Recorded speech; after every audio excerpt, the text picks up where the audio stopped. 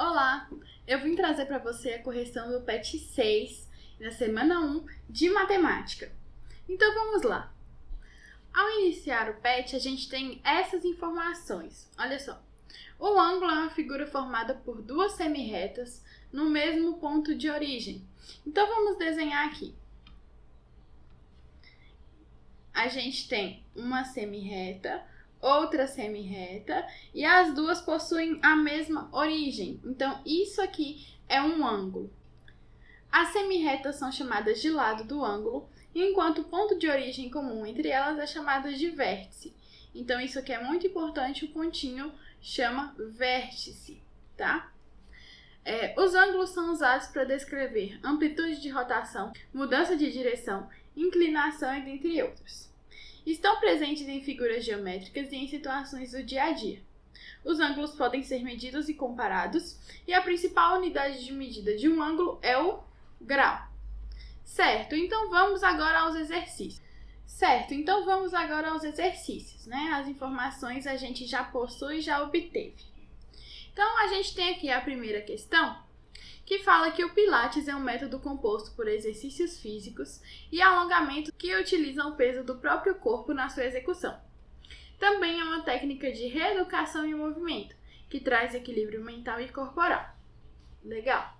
Karina está assistindo a uma sessão de Pilates e percebeu que todos os movimentos feitos com o corpo formam ângulos com aberturas de diversos tamanhos. Ela, muito curiosa, resolveu verificar a medida desses ângulos. Observando as imagens abaixo, avalie os ângulos formados entre as pernas, braços e o tronco da pessoa.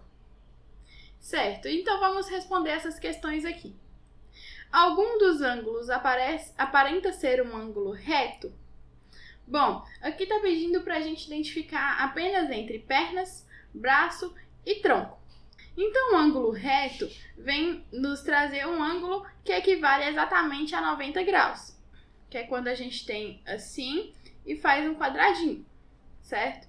Então, a gente tem esse ângulo de 90 graus, olha, aqui, tá bom? A gente já tem aqui que aparenta ser um de 90 graus e aqui, olha.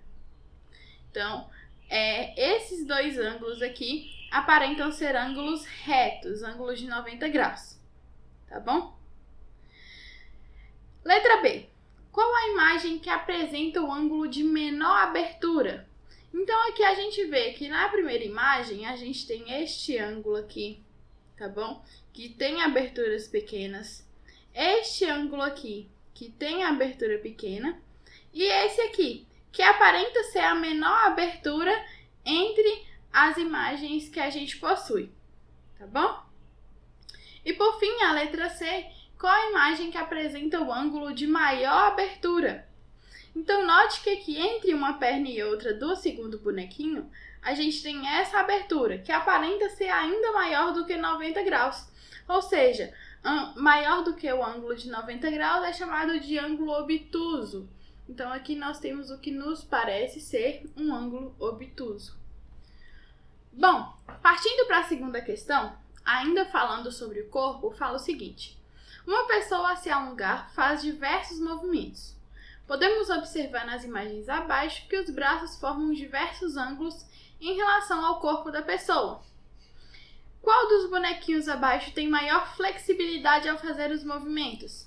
Ou seja, qual deles consegue fazer movimentos com um ângulo maior? Então, a gente vê aqui, ó, no primeiro bonequinho, dois dos ângulos que a gente tem são de 90 graus. No bonequinho B, um ângulo é de 90 e o outro é de 180. E no bonequinho C, um ângulo é de 90 graus e o outro ângulo é agudo. Então, o que tem maior flexibilidade é o bonequinho B, que consegue fazer um ângulo maior aqui com o seu braço. Então, bonequinho B aí pra gente. Você conseguiria estimar as medidas dos 6 ângulos indicados nessas imagens? Então, vamos fazer aqui, ó.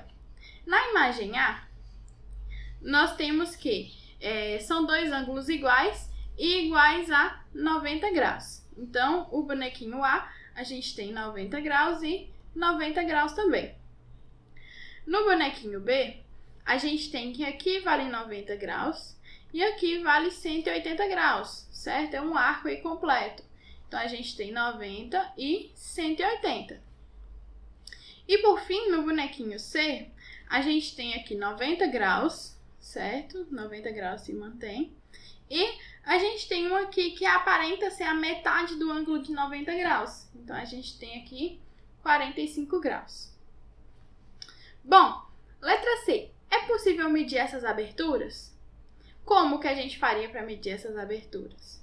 Então, existe aí um equipamento matemático chamado transferidor, que ele é em formato de D, assim, ó. E ele é milimetrado em ângulos. Então, aí você consegue utilizar um transferidor para fazer essas medidas. Então, é possível, sim, medir as aberturas com o apoio de um transferidor.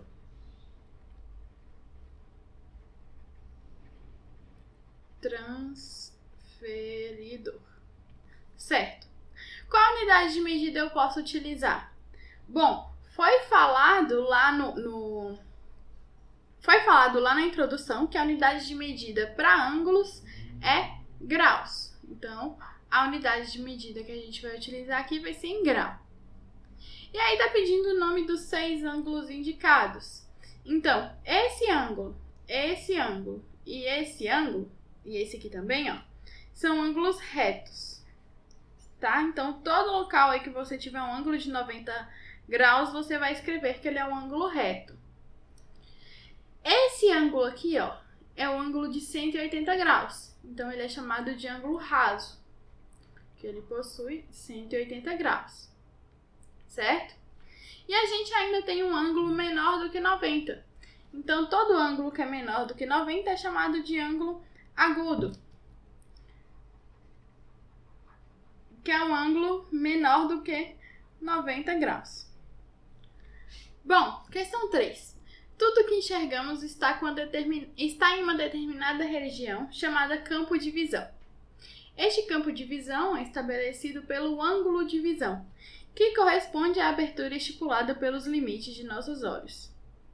O campo de visão pode ser classificado como monocular, que é a visão de um único olho, ou binocular, que é a visão equivalente aos 2 olhos. No caso de nós humanos, podemos enxergar cerca de 180 graus para frente, sendo que nossa percepção de profundidade é demarcada pelo ângulo de intersecção dos 2 olhos, ou seja, 120 graus à frente, como podemos observar a figura. Bom, a gente ainda tem aqui, ó, dependendo do ângulo, né? Quanto maior o ângulo, menor a distância que a gente enxerga. Tá vendo? O ângulo vai diminuindo, então a distância aumenta. O ângulo diminui, então a distância aí vai aumentando. Então aqui a gente tem uma câmera fotográfica, certo? E aí a gente vê que quanto maior o grau da lente da câmera, menor a distância, tá vendo? Menor o ângulo, maior a distância. Menor o ângulo, maior ainda é a distância. E aí, a tabela mostra algumas opções de lentes e suas medidas aproximadas. Então, a gente tem aqui a espessura da lente, o ângulo aproximadamente e a distância que ele consegue enxergar. A gente tem um transferidor e aí fala, para fotografar a pipa, observe o ângulo e descubra a lente. Então, vamos olhar aqui qual que é o ângulo que ele possui. Então, aqui, ó, é o ângulo de 10 graus. Vocês estão vendo aí? Então, basta a gente contar os pontinhos, ó. Equivale a 16 graus. Tá bom? E aí, a gente agora vai ver qual que é a lente mais indicada, de acordo com a tabelinha anterior. Então, a gente vai lá na tabela, observa qual é a espessura da lente indicada para um ângulo de 16 graus. Então, aí a gente tem que o ângulo que mais se aproxima do ângulo de 16 graus é o ângulo de 20 graus. E o ângulo de 20 graus, a lente dele é de 16 milímetros. Então, a gente vai ter uma lente aí de 16 milímetros, tá bom? Já na letra B, nós temos assim. Agora, observe o ângulo formado pela segunda foto. Então, a gente tem aqui o ângulo de 10 graus, de 20 graus, de 30 graus, de 40 graus. Então, a gente tem aqui aproximadamente 42 graus. A gente olha lá na tabela, o ângulo mais próximo do ângulo de 42 graus é o ângulo de 40 graus. E o ângulo de 40 graus corresponde à espessura, a uma lente de espessura de 8 milímetros. Tranquilo? E por fim, nós temos a última questão do PET, que veio para falar o seguinte: uma professora deseja fotografar a sua classe de maneira que todo o fundo da sala apareça na foto. Então, isso aqui tem que aparecer na foto, olha. Portanto, posicionou a câmera no ponto V conforme a figura. Qual o ângulo de visão da lente da máquina fotográfica e quais são os alunos que não aparecerão na foto?